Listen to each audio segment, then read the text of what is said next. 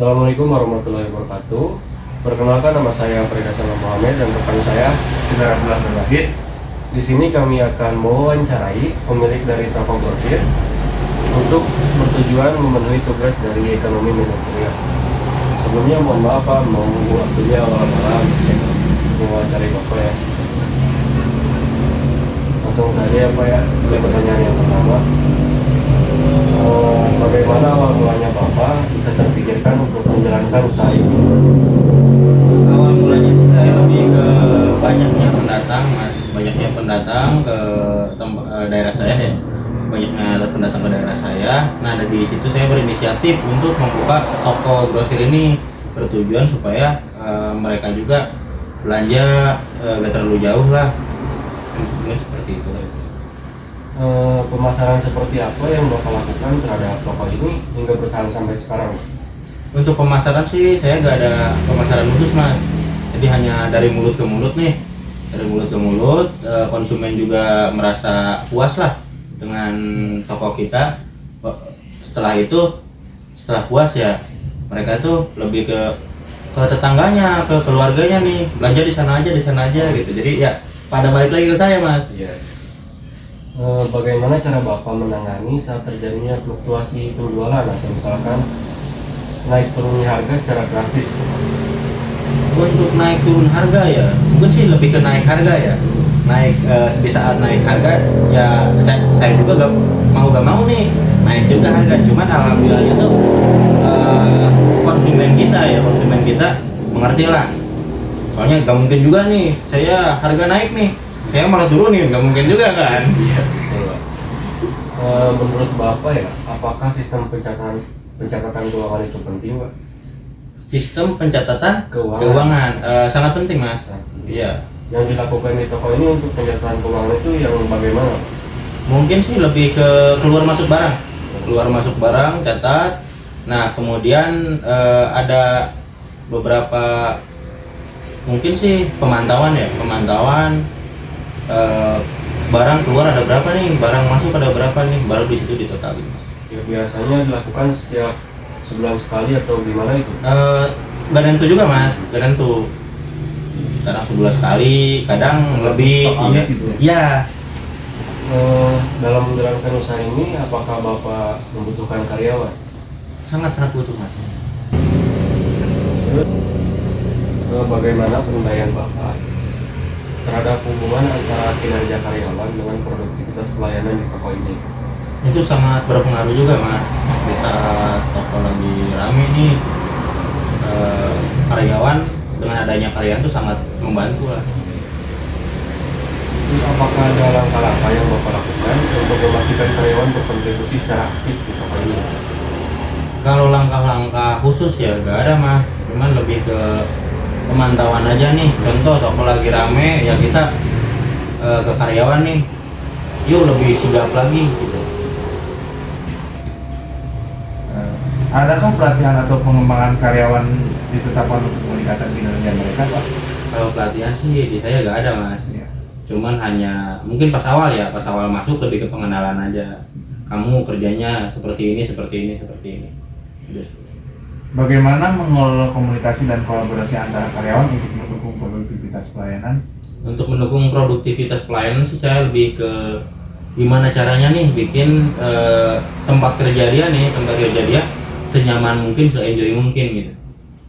Bagaimana memastikan karyawan merasa termotivasi dan bersemangat untuk bekerja dengan baik?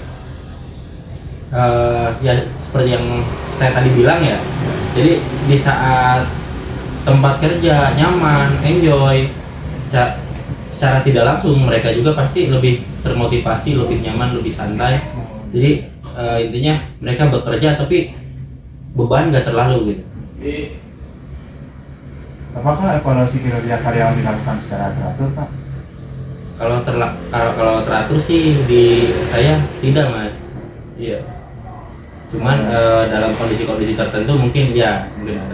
Apakah pengukuran produktivitas dilakukan secara spesifik, misal melalui penjualan per jam gitu, Pak, efisiensi persediaan atau tingkat kepuasan pelanggan? Kalau di saya lebih ke kepuasan pelanggan, mas. Semakin banyaknya pelanggan yang puas dan semakin baik. seperti itu.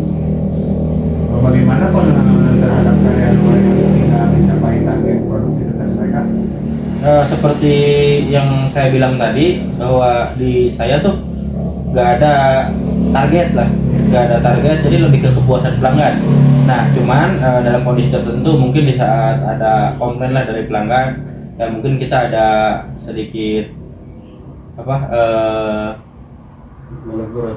ya mungkin sedikit teguran atau gimana gitu. Oke.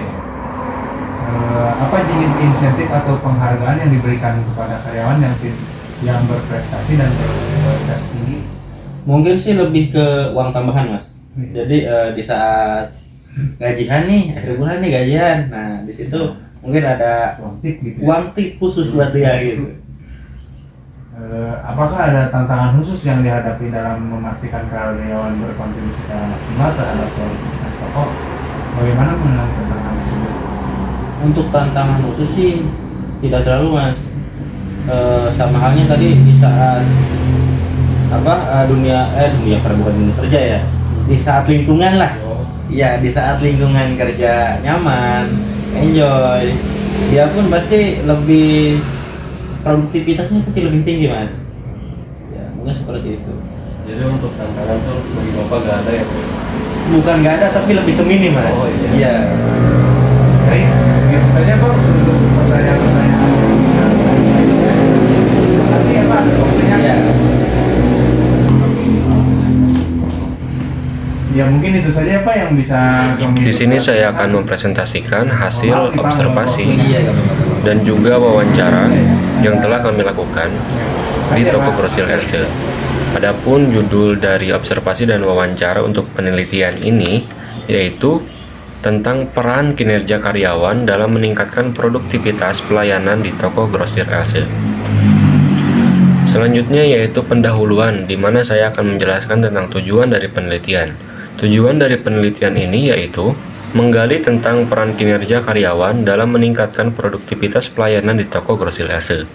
Juga karena ingin memahami pandangan pemilik toko mengenai kontribusi karyawan terhadap operasional toko. Metode penelitian yang kami lakukan yaitu dengan cara wawancara secara langsung dengan pemilik toko grosir RC seperti yang sudah tadi sampaikan di awal. Dari hasil wawancara, terdapatlah latar belakang usaha. Motivasi usaha, alasan pemilik atau owner dari toko grosir ini membuka toko karena banyaknya pendatang membutuhkan tempat belanja terdekat. Melihat adanya peluang yang besar, akhirnya pemilik memutuskan untuk membuka toko dengan tujuan memudahkan pembeli atau si pendatang tadi agar tidak perlu belanja terlalu jauh. Untuk strategi pemasarannya yaitu dengan mengandalkan dari kepuasan pelanggan yang menyebarkan informasi ke orang lain. Misalnya ada pelanggan yang berbelanja di toko tersebut merasa puas dengan pelayanannya, merasa puas dengan harganya, sehingga pelanggan tersebut memberi informasi kepada saudaranya, mungkin kepada saudaranya dan lain-lainnya untuk berbelanja juga di toko grosir ini, sehingga kepuasan pelanggan inilah yang menjadi kunci utama dalam menarik lebih banyak pembeli dari toko ini. Nah, sekarang yaitu fluktuasi penjualan. Salah satu cara yang diambil oleh si pemilik toko khususnya untuk menjalankan tokonya dalam menghadapi situasi fluktuasi penjualan yaitu dengan penanganan harga. Dengan adanya kondisi tertentu yang menyebabkan fluktuasi, maka langkah yang diambil oleh toko ini adalah dengan melakukan penyesuaian harga barang sesuai dengan harga pasar yang berlaku. Nah, dari penyesuaian tersebut terdapatlah respon konsumen. Mungkin ada yang baik, ada yang tidak. Tapi karena kebutuhan sehari-hari, konsumen pun memahami situasi harga yang berubah-ubah dan tetap berbelanja di toko ini. Selanjutnya itu pencatatan keuangan. Pencatatan keuangan bagi toko ini sangat penting karena bisa membantu mengontrol operasional toko. Untuk toko grosir ini difokuskan pada saat keluar dan masuknya barang, tetapi untuk frekuensi waktunya tidak menentu karena tergantung pada saat stok barang habis. Sekarang yaitu pengelolaan karyawan. Karyawan sangat-sangat dibutuhkan untuk membantu operasional di toko ini. Kinerja karyawan berpengaruh signifikan terhadap produktivitas pelayanan toko. Maka dilakukanlah pengelolaan karyawan dengan cara yang pertama yaitu pelatihan. Untuk toko ini tidak ada pelatihan secara spesifik, hanya pengenalan dan pembagian job desk pada saat karyawan awal masuk kerja, serta dengan mengelola motivasi, komunikasi, dan kolaborasi antar karyawan dengan fokus pada suasana kerja yang nyaman dan enjoyable. Yang kedua yaitu ada pemantauan kinerja. Setelah tadi dilakukannya pelatihan, pemilik memantau kinerja karyawan terutama pada saat toko sedang ramai pembeli. Pemilik memantau dan mengingatkan karyawan agar bekerja lebih sigap karena toko ini mengedepankan kepuasan pelanggan. Yang terakhir yaitu ada evaluasi.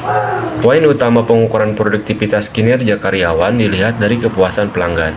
Maka evaluasi menjadi salah satu indikator atau salah satu faktor penting yang diterapkan oleh toko ini pada saat kondisi tertentu atau situasional. Contohnya pada saat ada komplain dari pelanggan, maka karyawan tersebut akan ditegur secara langsung.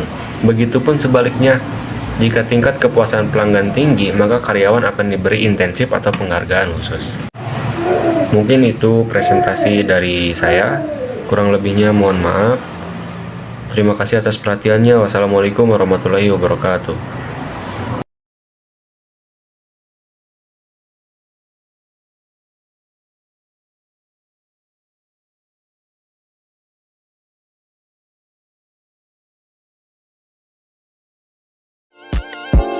Thank you.